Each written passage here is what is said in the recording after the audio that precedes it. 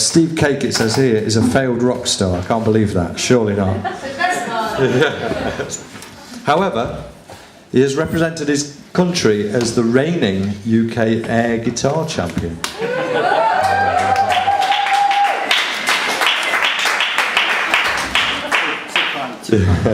He has worked as a freelance music journalist for Big Issue and The Guardian, and has had his short stories published in anthologies. Just setting up now. If he needs any roadie work, I'm available. And are we all set up, Steve, almost? It's worth reassuring people at this point. Some of you may be a little afraid. There is a guitar on stage, and there is a lead that's about to go into it, but I'm not playing any songs on this guitar. So it's important that people... Makes perfect sense. So rest assured, everybody. Really, it's important that people don't worry that I'm going to start singing at them and attempting to be musical. I am going to play one note on this guitar, that's it. So there's no danger. There's no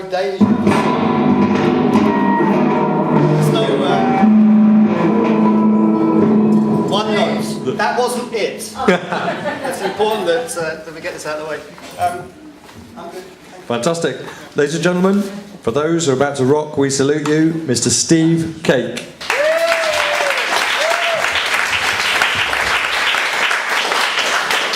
I'm not going to tell you when that's happening. That is happening.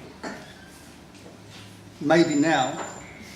Maybe not now. There's a suspense thing I'm building into this. It's also important I do this.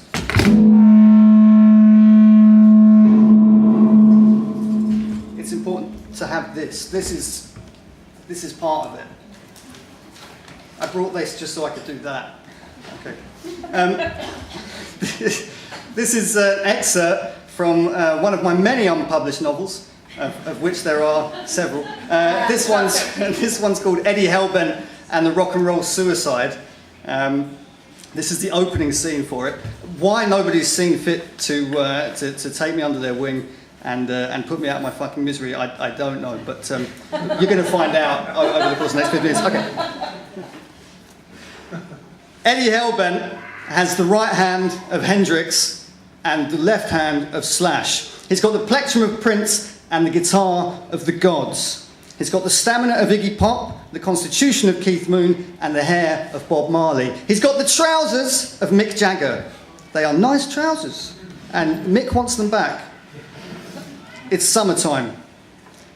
Eddie rises out of the desert on a Harley chopper. He's making 110 an hour with no helmet. He's feeling pretty cool. The only thing missing is the girl. Loneliness is such a drag. He blasts through the tumbleweeds in diamond shades and a rattlesnake jacket. There's a custom-made Les Paul, not down, slung over his shoulder. There's 1,000 cc of hot metal between his legs, and there's something on the highway ahead of him, a babe. Eddie senses her on the wind before he even sees her, somewhere above the smell of gasoline and tarmac, hot-stepping over the tang of the desert sun, blasting his leather chaps. A real-life babe. And she's there just around the next bend. A blonde goddess. The kind of girl that make you crash your car when you weren't even driving. Full breasts and a bootylicious... I knew I was going to fucking get that out. Bootylicious, everybody, bootylicious backside. Hitchhiking out of the desert in a bikini top and Daisy Duke cut-offs. It's 1,000,000 degrees in the shade and she's wearing heels.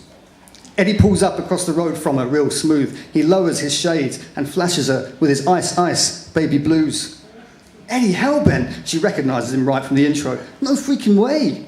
Eddie just shrugs an eyebrow and says, need a ride, sweetheart?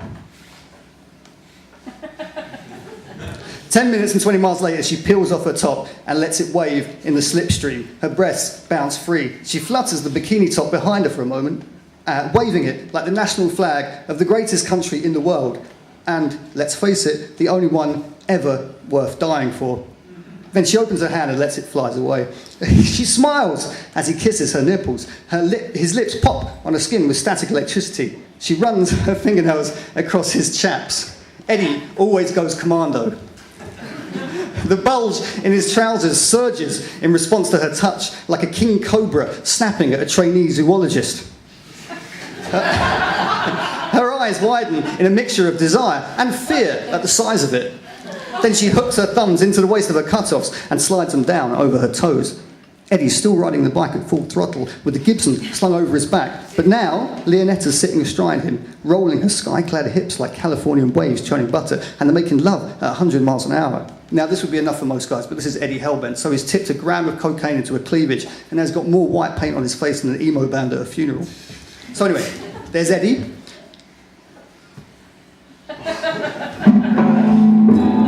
That wasn't it. There's Eddie, and he's grinding this hyper chick on the back of his bike, and she's got her paper shakers in his face, and he's tearing through these nowhere towns, and he's got AC/DC on the stereo. She was a fast machine, she kept her motor clean, she was the best damn woman that I ever seen. Now, this wasn't just some kind of run-of-the-mill custom Harley fat boy. This bike was a serious chopper, a real mutoid waste hallucination. Front forks like a praying mantis, wheels like rolling thunder, 10-kilowatt Marshall stack fixed on the back of the sissy bars. And imagine a rocket-propelled amplifier, and you're halfway there. So, sex and volume, speed and drugs. Eddie's universe encapsulated this unbelievably dangerous cocaine daredevil bike fuck with this insanely hot girl. Taking more than a share, had me fighting for air. She told me to come, but I was already there. Listen, I didn't make these lyrics up. Eddie and Leonetta are still getting it on as they reach the edge of the desert, but just as they start to penetrate the borders of the city, they're all of a sudden surrounded by paparazzi. They've got two jackals in a bright yellow jungle jeep on one side and a pack of hyenas in a Kawasaki Ninjas closing in fast. Telephoto lens flashing in the sun, false teeth clacking from being punched in the face at the airport too many times. The Paps are riding two to a bike so the pillion can concentrate on getting pictures while the driver negotiates the traffic. It's a professional setup. Leonetta touches her hand to Eddie's cheek. Get rid of them, baby. Don't worry, sweetheart, Eddie says, whipping out two double-barrel pump-action paintball shotguns from his saddlebag with his left hand. I can handle these wankers. You own your own paintball guns? I go to a lot of stag nights. The girl blushes. Yeah, she says, me too. All at once, Eddie brakes, skidding sideways as he draws level with the bikers. Now, the shotgun pops once, twice, 3 times, gotcha! The cameras are plastered with purple paint pellets, and the paparazzi are in disarray. Their bikes scatter across the road as they peel away from him, and he wastes no time in hitting the gas and tearing off after the Jeep. The shutterbug in the passenger seat follows their advance through the viewfinder as Pentax. He imagines himself a sniper stealing for a kill. He narrows his eyes and clicks the joints in his trigger finger. Eddie's bike roars up on him like a demented cybernetic shark. Do you ever write a phrase and think, that sounds really cool, I'll leave that in, and you've no idea what it means? We'll have a competition later. Demented cybernetic shark. And I'm not published. How does this happen? Spitting paintballs and blaring music. The driver of the Jeep swerves to avoid being hit, tyres screeching black smoke across the tarmac.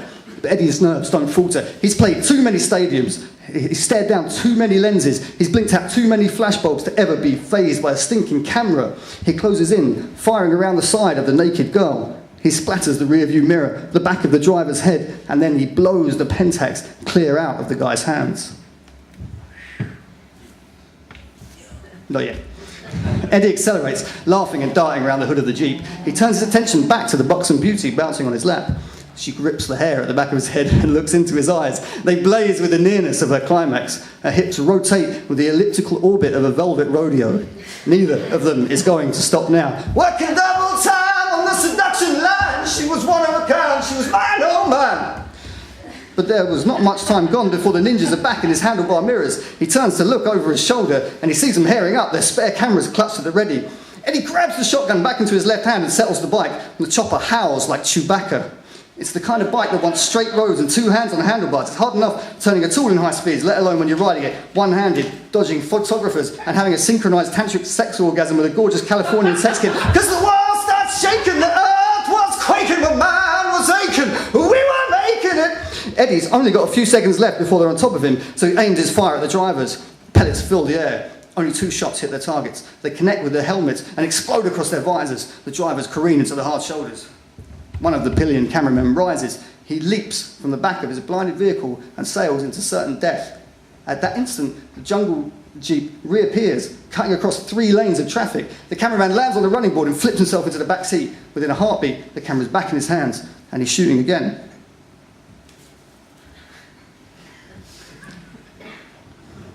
Meanwhile, the second pillion rider tries to jump clear as well, but he's too slow. His driver cannons into the side of the Jeep and ricochets backwards, spinning like a CD. There's a scream of brakes and horns as they disappear from view.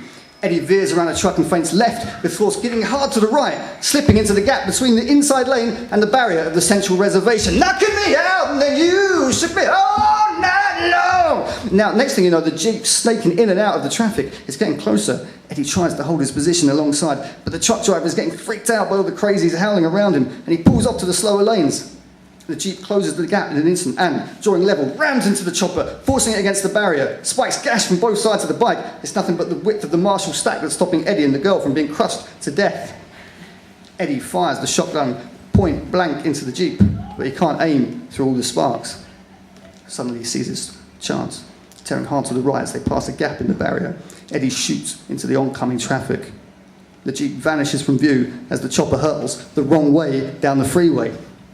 A river of vehicles flies towards them, its certain wipeout for a sane man. But, thin and mean on his wild Mercury ride, Eddie just slips through the liquid metal oblivion all around him.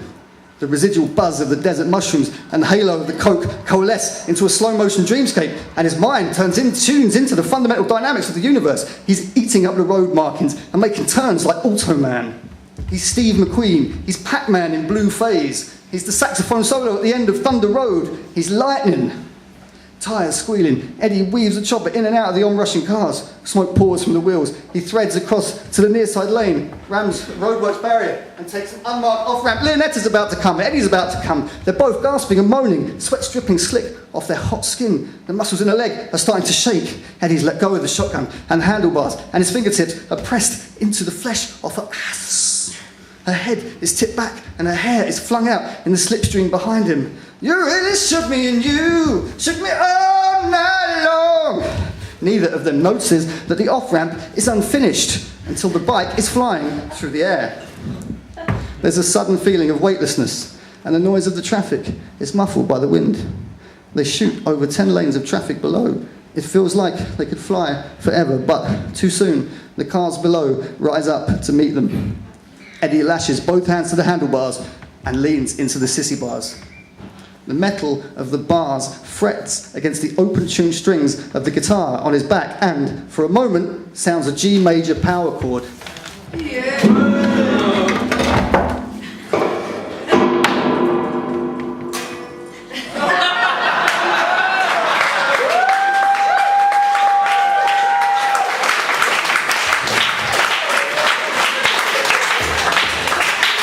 Thank you, I'm here all week.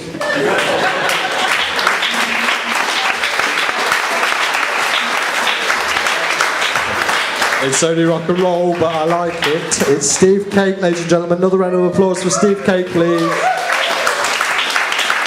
Marvellous, marvellous stuff. Right, we're going to take another 10-minute break now, a chance to get another drink from the bar and have a little chat, do a little bit of networking, and we'll see you back here in 10 minutes. Thanks, everybody.